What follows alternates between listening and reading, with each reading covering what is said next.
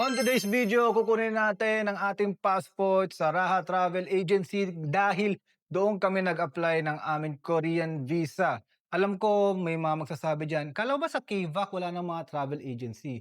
Take note guys, pwede pa rin kayo magpa-assist sa mga travel agency like na ginawa namin. Kasi nga, dahil medyo complicated 'no, 'pag content creator ka, di ka naman talaga nasa company, so parang freelancer ka or parang business owner. Kaya naisip namin magpa-assist na lang sa Raha Travel Agency and nakatanggap kami ng text, approve na daw. So wala man lang pa-suspense. Gusto ko pa naman dun bubuksan tapos magugulat ako, approve! Pero malay mo magulat tayo, either di totoo sinasabi nila or multiple entry, di natin alam. So di ko pa alam yung details na yon, kaya yun, mamaya samahan niyo ako, pupunta tayo doon and along the way, mamaya-maya sasabihin ko sa yung mga requirements para 'pag nag-apply kayo, either you decide sa KVAC na ba kayo diretso or sa travel agency. Once again, I'm Soral and welcome to our channel. Subscribe ka.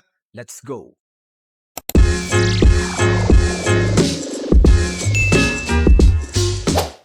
Madam Marcel, Arigato. so kasama natin ngayon si Jamimoy Vlog. So tanungin natin kung ano yung mafe-feel niya at approve na yung Korean visa. Approve na kaya talaga?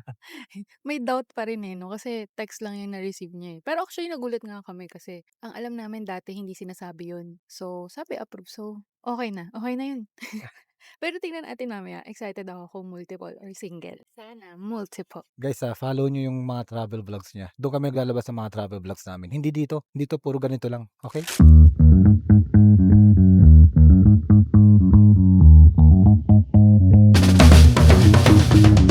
So ayun guys, nandito tayo ngayon sa Bacolod, Chicken Inasal. Kainan 'to.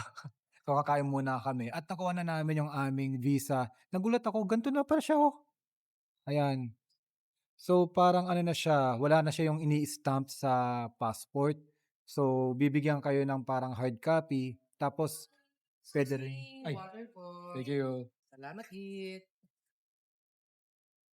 'Di ba nasa Bacolod tayo. Anyway, ayun, hindi na siya yung dinidikit 'di ba sa passport natin. So hard copy na siya at may soft copy din na binigay din sa'min ng Raha Travel. Tapos napansin ko dun parang meron din yata siyang parang mga e-arrival whatsoever. So mamaya aaralin ko para mamaya din pag-uwi namin ishe-share ko sa inyo lahat ng puwedeng mai-share, mga requirements, paano makakuha ng visa at makapili kayo kung didiretso ba kayo sa KVAC or sa mga travel agency. Pero ngayon, kain muna at mamaya mag-grocery kami and mag-ano muna ako, magpapapogi. Okay? Let's go! Ay, wait lang. Nakalimutan ko sabihin. Single entry lang po yung approve sa amin. Sayang. So, ano ang iyong masasabi, Jamie Moy Vlogs? Sayang, pero happy pa rin kasi approved. Pero siyempre umasa na ano, multiple. Although sabi naman kasi nila 'pag first time talaga, most likely it's single entry. So tanggapin na natin. Thank you so much, Embassy of Korea. Next time sana multiple na. Yan, before and after tayo. Pagwapo ba ako dyan, kuya? Siyempre. Kailangan pumogi ka eh. Kailangan pagupit eh. Oo nga eh. Mahirap, pagkakapit yung hangin, diba? Lugi negosyo pag ano eh. Bahay, tumangin. Salamat kuya. Okay, yan nakauwi na tayo guys. So, ngayon pag-usapan natin ano ba yung mga requirements ng Korean visa. Take note kasi dahil content creator kami tapos may mga hindi naman complication, parang may hindi angkop eh do sa mga list ng mga pang proof of funds na hindi tumutugma no bilang content creator na mamaya pag-uusapan natin. So ngayon, ang ibibigay ko sa inyong requirements is yung talagang requirements, okay? Na as listed sa KVAC at isi-share ko rin sa medyo dulo yung naging requirements naman para sa amin at baka makarelate kayo kasi hindi lang content creator yung maaaring ganun yung maging requirements. Baka ibang freelancers as well. So, umpisa na natin. Siyempre, number one, kailangan nyo ng valid passport, guys. So, dapat valid siya 6 months from your upcoming travel at Dapat signed siya, pati please provide yung mga photocopies ng biographic page ng passport, tapos kung meron kayong mga visa from OECD countries like Japan, USA, mga ganon, is magpa-photocopy na rin kayo. And any valid visa stamp sa passport nyo, i-photocopy nyo na rin para mas higher chance na ma-approve kayo. Tapos kailangan din yung old passport nyo, then yung visa application form. Yung visa application form kasi sinad lang sa amin ito ng travel agency kung saan kami nagpa-assist, which is Raha Travel Agency. Pero pwede niyo siya ma-download sa KVAC mismo kung hindi kayo pupunta sa travel agency. At kung kayo ay mag-print nun on your own, kailangan naka A4 siya. Then, kung mayroon kayong travel agency na mag-a-assist sa inyo, remember guys, kailangan nyo ng data consent form. At syempre, kailangan nyo yan pirmahan, hindi digitally, yun talagang signature talaga. Then, kailangan nyo rin magpa-picture kasi kailangan ng 2 recent colored 45mm by 35mm na size ng picture with a white background. Dapat taken yan na at least mga 3 months, hindi yung mukha kayong bagets pa sa picture, no? Huwag nyo na dayain kasi baka di kayo ma-approve. Okay, dito na tayo. Yung proof of funds. So, iba-iba yan. Depende sa klase ng inyong pinagkakitaan. Number 1, for employee guys, syempre kailangan ng certificate of employment na nakalagay yung ano nyo, yung posisyon nyo, kung gaano katagal nyo na sa company, with the gross annual income. Nakalagay din doon, naka-indicate. Ngayon, kung system generated siya, yung tipong soft copy yung binibigay sa inyo ng company nyo, okay lang yon. Okay lang daw yung e-signature. Take note guys ito yung kailangan nakalagay din sa COE, yung list ng contact number and email address ng HR manager or any authorized signatory do sa certificate. Okay, punta tayo sa self-employed. Dito medyo dapat nakahilera, di ba? Yung mga freelancers, yung mga content creator like us.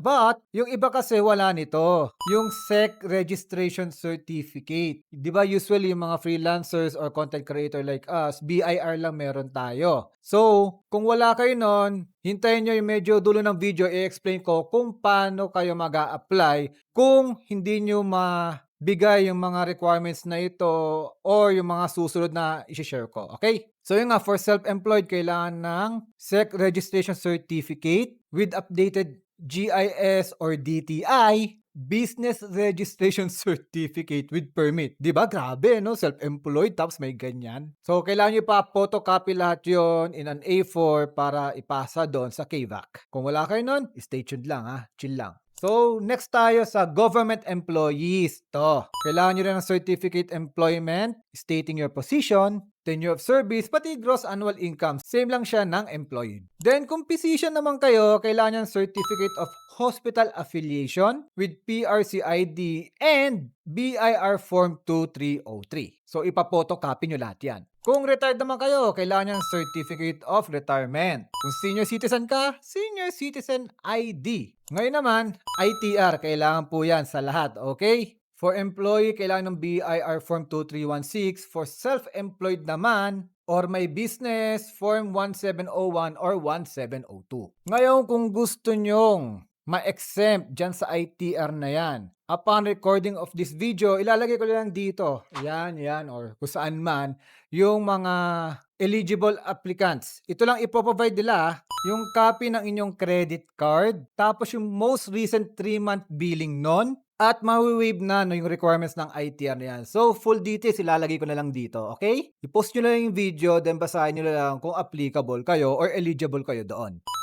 Kung eligible na kayo dito, hindi nyo na kailangan yung susunod like yung bank cert or bank statement. Ngayon, kung wala kayong credit card sa mga nabanggit ko, so kailangan nyo pa rin ng bank certificate na nakalagay yung type of account, savings man yan, or current. Kailangan na open yung account number, account balance, pati yung average daily balance within 6 months. So take note guys, yung bank cert na yan sa ibang bangko parang mga 2 days bago siya ma-release kasi ganun nangyari sa amin. Nung nag-apply ako niyan, akala ko makukuha ko within the day, hindi pala. So nakuha ko na siya after 2 days. So kung balak nyo mag-asikaso parang tatapusin siya within 1 day. Take note of that, baka hindi nyo siya magawa ng buong isang araw. Okay? Tapos yung bank statement within 3 months, wag nyo kakalimutan yan kasi nakalimutan ko yan. Buti na lang yung bank statement na na yan, pwede yung makakuha within the day. So, dapat naka-indicate doon yung 3 months. Okay? 3 months siya. For example, ngayon ay October, dapat naka-indicate doon July, August, September. Malinaw ba tayo doon? Kasi pag nakalimutan nyo yan, so maghahanap pa kayo ng bangko, magre-request pa kayo, tatagal. Pero buti na lang kami nga, nung nakalimutan ko, may malapit na bangko dun sa Raha Travel Agency kaya hindi na kami nahirapan kumuha nun. Then ito, PSA issued birth certificate kung magta-travel kayo with family or ikaw lang. Ngayon kung married naman kayo, couple, di nyo na kailangan kumuha ng birth certificate. Ang kailangan nyong kunin, marriage certificate. Okay na yun. Ngayon kung estudyante naman, school certificate, pati school ID, ilagay nyo na rin yan. Kung minor, kailangan ng affidavit of consent. Tapos kung may PRC ID, ipapotocopy mo na rin yon at isubmit mo yung as requirements na rin. At ito na, para sa mga freelancers, content creator na walang DTI or SEC registration. So ito yung mga pinasa namin guys ha. Ito yung kinuha sa amin ng Raha at na-approve naman kami. Kami ang patunay na kahit ito lang pinasa namin is okay na okay. So yun nga yung visa application form in A4 format, yung valid passport namin, yung picture na 35 by 45 mm, 2 copies in white background. Tapos yung photocopy ng aming ibang visa like yung aming Japan ME. Tapos ito, kailangan nyo ng explanation letter regarding na inyong field of work. Tapos, i-attach nyo yung mga supporting documents. For example, kami content creator, so in-attach ko yung mga naging collabs ko, yung mga social media accounts ko, nilagay ko na din doon. Pati yung mga kinita na rin. So, parang may proof lang na I do it for a living yung content creator. Kung freelancer ka naman, so ganun din. Kasi alam ko yung iba, hindi nag-ITR yata, no? Pero bad yun, ha? Pero if ever na ganon, so i-write nyo na lang sa explanation letter tapos pakita nyo, ito yung mga naging clients nyo, mga ganon. Okay? Ilagay nyo lahat yan sa explanation letter kung bakit hindi kayo na-comply doon sa ibang mga requirements na required ng KVAC. So guys, yung KVAC pala is parang center siya, no? Korean Visa Application Center. Okay? Tapos yung BIR 2303, yung photocopy nun, sinama na din namin. Yung nga, yung original personal bank certificate with 3 months latest bank statement. So, pinasa din namin yon. Tapos ito, yung birth certificate, umorder pa ako. Yung pala, pwede na pala yung PSA marriage certificate kasi nga, parehas naman kami ng aking wife na magta-travel doon. So, sayang yung birth certificate. May bayad din yon. Then, yung signed data privacy form, kailangan yan sa mga travel agency. Ngayon, kung di kayo dumaan doon, dumiretso na kayo sa KVAC, hindi nyo na kailangan yan. At bago ko makalimutan, no, may 900 pesos po na processing fee ang KVAC. Ngayon, kung pupunta kayo sa travel agency, syempre may plus pa yon. Depende sa service fee ng travel agency. Pero kami, dahil nakita namin itong Raha Travel Agency sa isang travel fair, parang mga 500 pesos lang yung naging service fee nila. So, isang tip yung guys, kung kayo ay magpapa-assist sa travel agency, mas maganda dumaan na lang kayo sa mga travel fair, naka-discount yung mga yan. Kasi alam ko medyo mas mahal yung service fee kung hindi kayo dadaan doon. Kasi sa pagkalam ko, yung assistance fee nila nasa 1,500 pesos eh. Tiyan mo, nakatipid kami ng 1,000 pesos tapos na-assist pa kami ng maayos. The verdict! Magta-travel agency ba kayo or KVAC diretso? Personally, ako magandang choice yung lumapit kami sa Raha Travel Agency kasi as a content creator na hindi siya DTI or SEC registered na pag tinignan nyo doon sa KVAC list of requirements, parang hassle eh. Nag-iisip pa ako kung ano yung requirements na ipapadala ko kasi wala ka namang matanungan eh. Tapos sa internet naman, sana no, napupush to ng algo pero 'di ba, masyado ring maraming information sa internet, di mo na alam kung ano yung angkop doon sa yung situation. Kaya natutuwa din ako doon sa Rahal Travel Agency na parang inassist talaga kami. Hindi to sponsored, nagbayad kami. Natuwa lang kasi ako dahil bago kami magpasa, kausap ko na sa Viber yung Raha Travel Agency tapos tatanong ako kung ito ba kailangan, paano pag ganito. Talagang ina-assist nila kami. Kaya yun, walang naging problema. Pagkapasa ko lahat ng requirements sa mismong office nila, yan, pinasa ko, di ba? Dahil nag-usap na kami prior, walang problema. So, ayun, pinasa na nila agad. So, makukuha nyo siya maximum of 12 working days. Kami, nakuha namin mga 10 working days lang. So, take note of that. Lalo kung meron kayong susunod na travel, much better mga For example lang, ang travel niyo sa Korea November, tapos meron kayong flight ng October, mag-file na kayo ng September. Kasi yung validity rin ng visa or single entry Korean visa is 3 months lang. Huwag kayong mag-ano, tawag do'n, huwag kayong magpakampante na multiple entry agad kayo. So, make sure within 3 months po yung inyong visit sa Korea. Then, may pagitan na 1 month sa mga susunod yung travel para hindi nyo poproblemahin, no? Yung tipong, ay, paparating na yung travel ko, yung passport ko, wala pa, nasa KVAC pa. 'Di ba? So, make sure na yun, may mga pagitan kayo sa mga travels if you are applying for a visa. So, yun lang guys, no? Sana medyo maayos or naging entertaining din yung itong how to apply for a Korean visa video natin. At kung nakatulong tong video na 'to, please share it pa sa mga ibang tao din na maaaring makatulong din sa kanila. And kung may katanungan kayo, comment down below. Susubukan ko sagutin 'yan sa abot ng aking makakaya dahil first time namin pupunta rin ng Korea, eh. Kaya excited ako at yun, makikita niyo yung mga travel vlogs namin kay Jamimoy Vlogs, kaya make sure mag-subscribe din kayo. Okay guys, see ya sa susunod na episode. Bye!